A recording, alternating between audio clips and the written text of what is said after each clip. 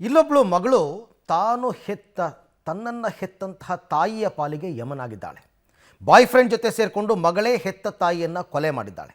ಕೊಲೆ ಮಾಡಿ ಬಾತ್ರೂಮ್ನಲ್ಲಿ ಜಾರಿ ಬಿದ್ದು ಸಾವನ್ನಪ್ಪಿದ್ದಾಳೆ ಅಂತ ಪೊಲೀಸರ ಮುಂದೆ ಈಕೆ ಕಥೆಯನ್ನು ಕಟ್ಟಿದ್ಲು.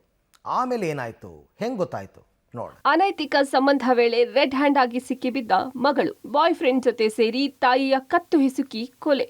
ಹೌದು, ತಾಯಿ ಅಂದ್ರೆ ದೇವರು ಅಂತಾರೆ. 9 ತಿಂಗಳು ಹೆತ್ತು ಹೊತ್ತು ತುತ್ತು ಕೊಟ್ಟು ಸಾಕಿ ಸಲುಹಿದ ತಾಯಿಯನ್ನೇ ಇಲ್ಲೊಬ್ಳು ಮಗಳು ಸಾಯಿಸಿದ್ದಾಳೆ.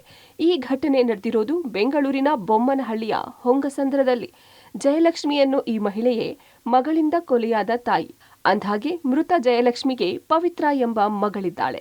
ಆಕೆಗೆ ಮದುವೆ ಆಗಿದ್ರೂ ಅದೇ ಮನೆಯ ಮೇಲೆ ಬಾಡಿಗೆ ಮನೆಯಲ್ಲಿ ವಾಸವಿದ್ದ ನವನೀಶ್ ಅನ್ನೋನ ಜೊತೆಗೆ ಅನೈತಿಕ ಸಂಬಂಧ ಇಟ್ಕೊಂಡಿದ್ಲಂತೆ.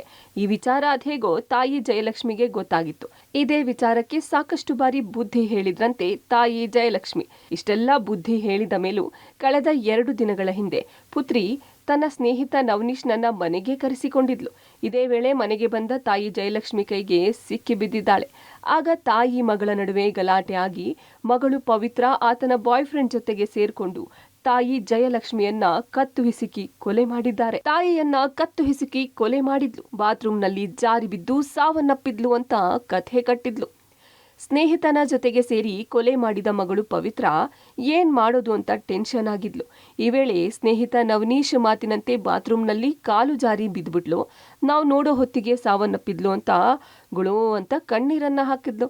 ವಿಷಯ ತಿಳಿದು ಸ್ಥಳಕ್ಕೆ ಬಂದ ಬೊಮ್ಮನಹಳ್ಳಿ ಪೊಲೀಸರಿಗೆ ಆಗಲೇ ಮಗಳ ಮೇಲೆ ಡೌಟ್ ಶುರುವಾಗಿತ್ತು.